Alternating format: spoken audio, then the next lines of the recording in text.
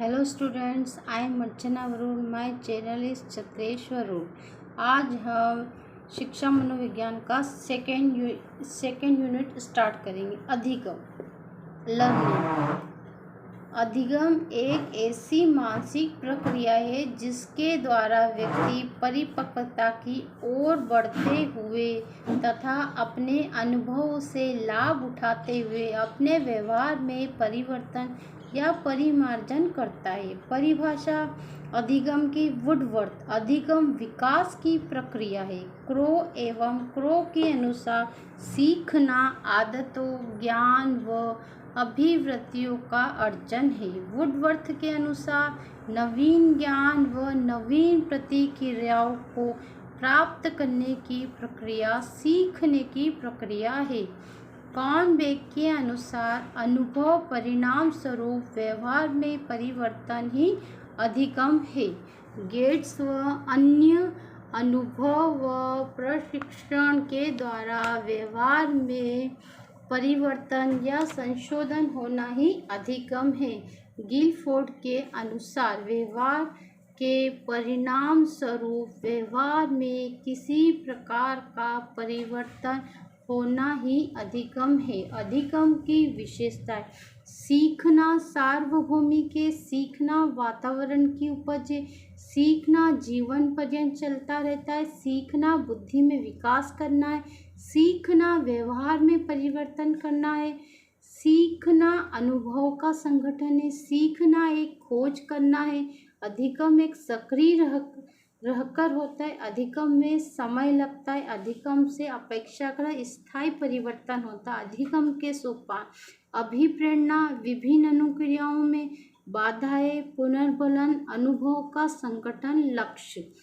अधिगम के सिद्धांत: प्रयास और त्रुटि का सिद्धांत, उद्दीपक अनुक्रिया सिद्धांत। एसआर थ्योरी, प्रवर्तक थॉर्नडाइक, अमेरिकी 1913 में। प्रयोग: भूखी बिल्ली पिंजरे में बंद, बाहर मांस का टुकड़ा। उद्दीपक को देखकर अनुक्रियाएं: भूखी बिल्ली पर किए गए प्रयोग से इस सिद्धांत का दूसरा नाम निकलता है संबंध या बंध का सिद्धांत। थॉर्नडाइक द्वारा बताए गए अधिगम के नियम: तत्परता का नियम, अभ्यास का नियम, परिणाम व प्रभाव का नियम। गौण नियम, बहु प्रतिक्रिया नियम, मानसिक विन्यास का नियम। आंशिक क्रिया का नियम, आत्मीकरण का नियम, साहचर्य परिवर्तन का नियम। शैक्षणिक महत्व: अनुभव से लाभ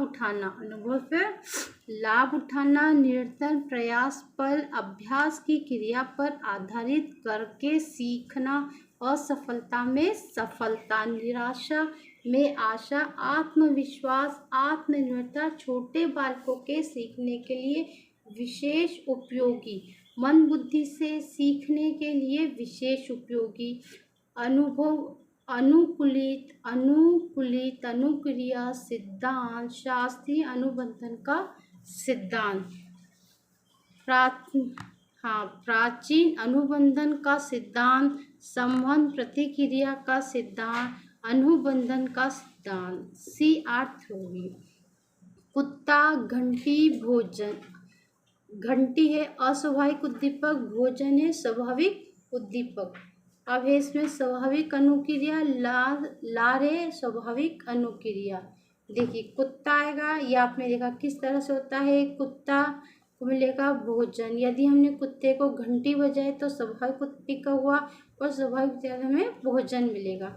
लार कौन से हो गए? अस्वाभाविक अनुक्रिया। प्रवर्तक पाउलो, रूस 1904 में। जो क्रिया लार का गिरना पहले भोजन को देखकर हो रही थी, वही क्रिया घंटे की आवाज के प्रति होने लगी। इसी को हम अनुकूलित अनुक्रिया सिद्धांत कहते हैं। स्वाभाविक अनानुबंधित, अस्वाभाविक अनुबंधित। पुनरावृत्ति के आधार पर जो संबंध स्थापित होता है उसे अनुबंधन कहते हैं।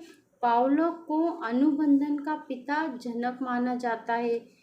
रूसी शरीर शास्त्री पावलोव को इस सिद्धांत के परिणाम स्वरूप 1904 में नोबेल पुरस्कार मिला।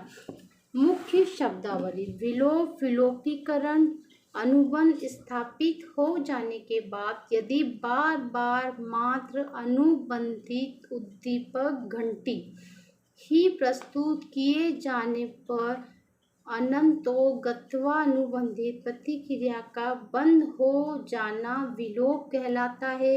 उद्दीपक सामान्यीकरण: बालक मिलती जुलती परिस्थितियों के प्रति वैसा ही व्यवहार करता है जैसा वह पूर्व अनुभव में कर चुका। जैसे वाटसन ने अल्बर्ट नामक 11 माह के बालक पर प्रयोग करके यह निष्कर्ष निकाला कि बालक खरगोश से तो डरने ही लगा, साथ ही साथ शैम्पदार चीजों से भी डरने लगा। इसी को उद्दीपक सामान्यीकरण कहते। बी, पावलोव ने घंटी की आवाज के स्थान पर सीटी की आवाज की, जो कि घंटी की आवाज से मिलती जुलती थी, तो इस पर कुत्ते ने वही अनुक्रिया की जो कि वह घंटी की आवाज पर करता था।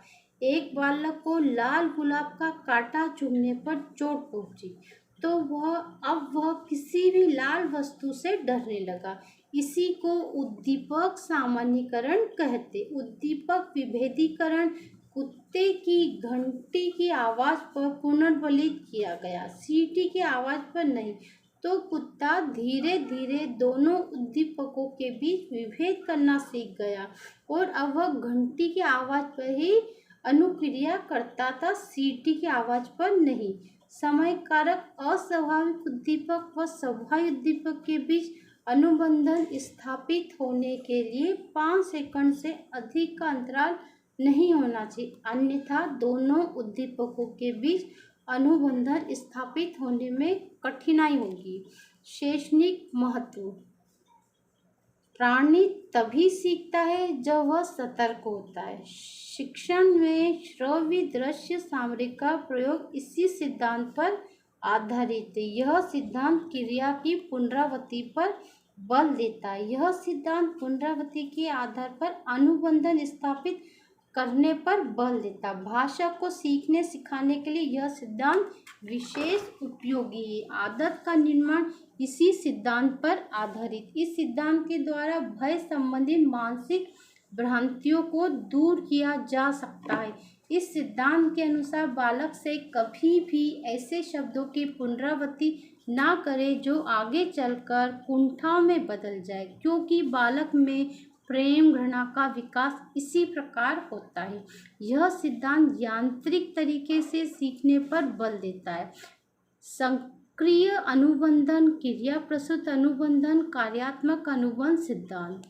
प्रवर्तक स्किनर, अमेरिका, 1938 में। स्किनर ने चूहे व कबूतर पर प्रयोग किया।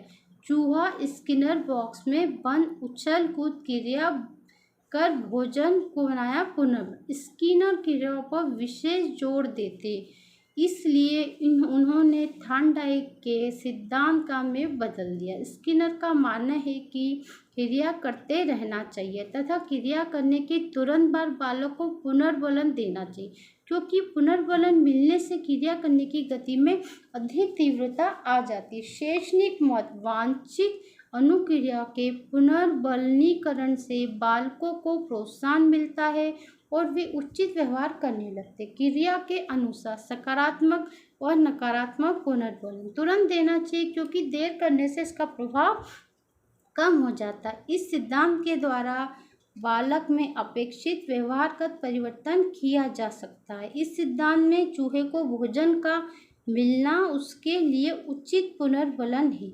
इसी प्रकार प्रशंसा के 2 शब्द, पुरस्कार आदि बच्चों की दृष्टि से उचित पुनर्बलन है। अभिक्रमित अनुदेशन इसी सिद्धांत पर आधारित है। गेस्टाल्ट सिद्धांत, सूझ एवं अंतर्दृष्टि का सिद्धांत। गेस्टाल्ट जर्मन भाषा का एक शब्द जिसका अर्थ है पूर्णाकार या समग्र क्रांति। जर्मनी में 1920 में गेस्टाल्ट संप्रदाय का उदय हुआ। इस संप्रदाय से संबंधित 3 व्यक्ति थे: मैक्स वर्दिमर, कोहलर और फोक्का। ठीक है, ये तीनों गेस्टाल्टवादी कहलाए तथा उन्होंने जो सिद्धांत दिया वह सिद्धांत गेस्टाल्ट सिद्धांत कहलाया। कोहलर ने सुल्तान नामक चिंपैंजी पर प्रयोग किया। चिंपैंजी सुल्तान कमरे में बंद, छत पर लटके केले, सूझबूझ का प्रयोग, बॉक्स पर चढ़कर केले प्राप्त किया। इस प्रयोग से सिद्धांत का दूसरा नाम निकला सूझ एवं अंतर्दृष्टि का सिद्धांत। प्रवर्तक मैक्स वर्दिमर, प्रयोगकर्ता कोहलर, प्रयोगकर्ता फोक्का। शैक्षणिक महत्व, छोटे बालक जितनी बुद्धि का पूर्ण विकास नहीं हो पाता वे प्रयास व त्रुटि द्वारा सीखते, लेकिन किशोर जिनकी बुद्धि का पूर्ण विकास हो जाता है वे सूझ व अंतर्दृष्टि द्वारा ही सीखते हैं। थार्नडाइक पाठ्यक्रम का निर्माण इसी सिद्धांत पर आधारित है। पूर्ण से अंश की ओर शिक्षण सूत्र इसी सिद्धांत की देन है। अध्यापक को चाहिए कि वह बालकों को समस्या का पूरा ज्ञान करा दे। यदि समस्या के प्रति ज्ञान अपूर्ण होगा तो अंतर्दृष्टि विकसित नहीं होगी। इस सिद्धांत के द्वारा सीखने से विचार शक्ति, कल्पना शक्ति, निरीक्षण शक्ति आदि मानसिक योग्यता का विकास होता है। विज्ञान, गणित, व्याकरण जैसे कठिन विषयों को सीखने और सिखाने के लिए यह सिद्धांत विशेष उपयोगी। अनुसंधान व समस्या समाधान के क्षेत्र में इस सिद्धांत की विशेष उपयोगिता है। यह सिद्धांत यांत्रिक तरीके से सीखने का खंडन करता है तथा तार्किक तरीके से सीखने पर बल देता है। सामाजिक अधिगम सिद्धांत, प्रवर्तक अल्बर्ट बांडुरा, कनाडा। समाज द्वारा मान्य व्यवहार को अपनाने तथा अमान्य व्यवहार को त्यागने के कारण यह सामाजिक अधिगम सिद्धांत कहला। गुड़िया तथा जीवी चोकर पर किए गए प्रयोगों से यह निष्कर्ष निकला कि बालक अनुकरण से सीखता। अनुकरण द्वारा सीखने की प्रक्रिया है अवधान, धारण, पुनः प्रस्तुतिकरण, पुनर्बलन। दूसरों के व्यवहार को देखकर सीखना सामाजिक अधिगम कहलाता है। जिसको देखकर बालक व्यवहार करना सीखता है उसे प्रतिमान कहते हैं। शैक्षणिक महत्व, बालक के व्यक्तित्व निर्माण में यह सिद्धांत विशेष उपयोगी है। छोटे बालक सही व गलत व्यवहार में अंतर करने में अपने को असमर्थ पाते हैं। यही कारण है कि वे गलत व्यवहार को अनुकरण के माध्यम से सीख लेते हैं। अतः बालक के सामने सही व्यवहार वाले प्रतिमान आकर्षित तरीके से प्रस्तुत करना चाहिए। कक्ष परिस्थितियों में बालक के सामने सदैव आदर्श व्यक्तित्व वाले प्रतिमान प्रस्तुत करने चाहिए। पुनर्बलन का सिद्धांत, प्रबलन सबलीकरण का सिद्धांत था। क्रमबद्ध व्यवहार का सिद्धांत, चालक न्यूनता सिद्धांत, परिष्कृत सिद्धांत, यथार्थ सिद्धांत। प्रवर्तक क्लार्क हल। इस सिद्धांत का प्रतिपादन क्लार्क हल ने 1915 में अपनी पुस्तक प्रिंसिपल ऑफ बिहेवियर के अंतर्गत किया। आवश्यकता की पूर्ति करना इस सिद्धांत का मुख्य तत्व है। थार्नडाइक के अनुसार उद्दीपक को देखकर अनुक्रिया होती है, लेकिन क्लार्क हल का मानना है कि अनुक्रिया उद्दीपक के कारण न होकर आवश्यकता के कारण होती है। आवश्यकता की पूर्ति के लिए उठाया गया हर एक सफल प्रयास व्यक्ति को पुनर्बलन देता है तथा व्यक्ति क्रमबद्ध तरीके से व्यवहार करता हुआ आगे बढ़ता है तथा आवश्यकता की पूर्ति करके अगले चालक को शांत करता है। क्लार्क हल के अनुसार सीखना आवश्यकता की पूर्ति की प्रक्रिया के द्वारा होता है। स्किनर के अनुसार अब तक सीखने के जितने भी सिद्धांत प्रस्तुत किए गए उनमें यह श्रेष्ठ है। संरचनात्मक या निर्मितवाद, जेरोम ब्रूनर का संरचनात्मक अधिगम सिद्धांत। संरचनात्मक अधिक शब्द से तात्पर्य ज्ञान की संरचना। निर्मितवाद शब्द की उत्पत्ति मनोविज्ञान के संरचनात्मक क्षेत्र से हुई। जेरोम ब्रूनर का मानना है कि बालकों को इस प्रकार से पढ़ाया जाए ताकि उनकी विचार शक्ति, कल्पना शक्ति, सृजनात्मक क्षमता आदि का विकास हो सके। जेरोम ब्रूनर का मानना है कि जो भी विषय वस्तु पढ़ाई जाए उसकी मूल संरचना, प्रकृति, सिद्धांतों से बालकों को अवगत करवाया जाए, क्योंकि ऐसा करने से सीखना सरल हो जाता है, बालक रुचि के साथ अधिगम करता है, ऐसा ज्ञान स्थायी होता है, ऐसा ज्ञान अधिगम स्थानांतरण में से सहायक होता है। निर्मितवाद एक छात्र केंद्रित क्रिया, इसमें बालक स्वयं ज्ञान का सृजन करते। नवीन ज्ञान का सृजन पूर्व ज्ञान के आधार पर किया जाता है। निर्मितवाद पूर्व ज्ञान के अनुभव पर बल देता है, वह छात्रों की सक्रियता पर बल देता है, यह अर्थपूर्ण अधिगम पर बल देता है। इसमें बालकों के ज्ञान की पर्याप्तता की जांच की जाती है, यह बालकों में उत्तरदायित्व, जिम्मेदारी की भावना जागृत करता है, यह बालकों की आपसी साझेदारी व अंतःक्रिया पर बल देता है। शिक्षक की भूमिका निर्देशक, पथ निर्देशक अथवा सुविधा प्रदान की होती है। शिक्षक बालकों के समक्ष चुनौतीपूर्ण अधिगम परिस्थितियां प्रस्तुत करता है। शिक्षक द्वारा बालकों के समूह बनाकर प्रत्येक समूह को विषय संबंधी समस्या दी जाती है। समूह के छात्र उस समस्या का विचार विमर्श करते हैं, सक्रिय रहते तथा पूर्व ज्ञान नवीन ज्ञान की अंतःक्रिया करते हुए समस्या का समाधान या निष्कर्ष निकालते हैं। हाँ, निर्मितवाद मुख्य रूप से 3 प्रकार का होता है। संज्ञानात्मक निर्मितवाद, जीन पियाजे, इसके अनुसार बालक जैसे जैसे वातावरण के संपर्क में आता है तो उसके ज्ञान का विकास होते चला जाता है। सामाजिक निर्मितवाद, वाइगोत्स्की, इसके अनुसार ज्ञान का विकास सामाजिक कारकों, भाषा के माध्यम से होता है।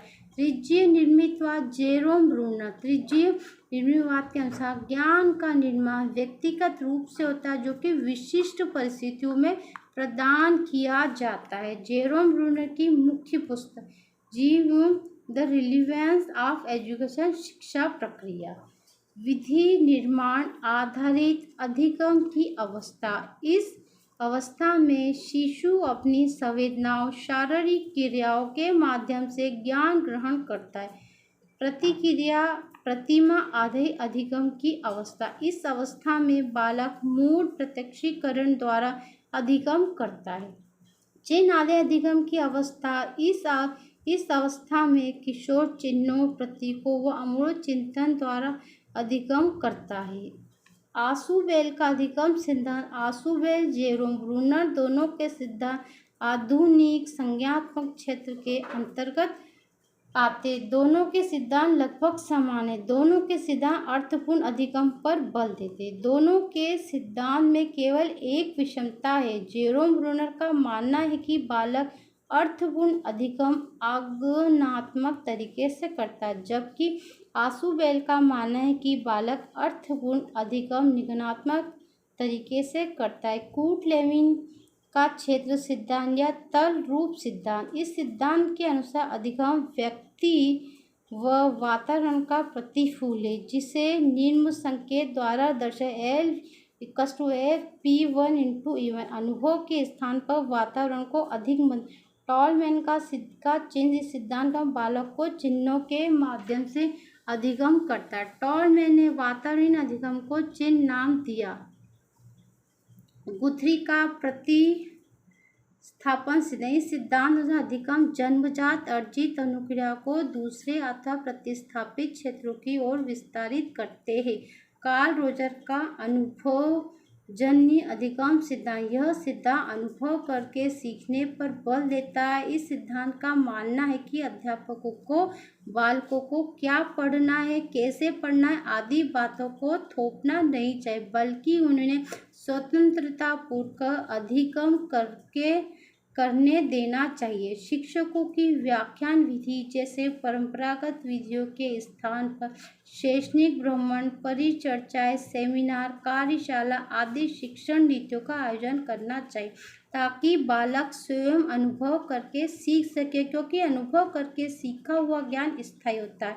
मैक्सलो का मानवतावादी अधिगम, आवश्यकता पदानुक्रमिक सिद्धांत मैस्लो के अनुसार व्यक्ति 5 आवश्यक पूर्ति करने के लिए अनुक्रिया करता तथा अनुक्रिया करते हुए अधिगम करता। अनुक्रिया उद्दीपक अनुक्रिया के मध्य साहचर्य अधिस्थापित करने वाले प्रक्रम को अधिगम करते। दैहिक आवश्यकता, सुरक्षा की आवश्यकता, संबंधितता या स्नेह की, सम्मान की आवश्यकता, आत्मसिद्ध आत्मानुभूति की आवश्यकता। अधिगम के सिद्धांत को 2 भागों में बांटा। ठीक है, अब हमारा ये आज यहीं पर कंप्लीट होता है। अगर आपको हमारी वीडियो पसंद आई तो लाइक करें, अगर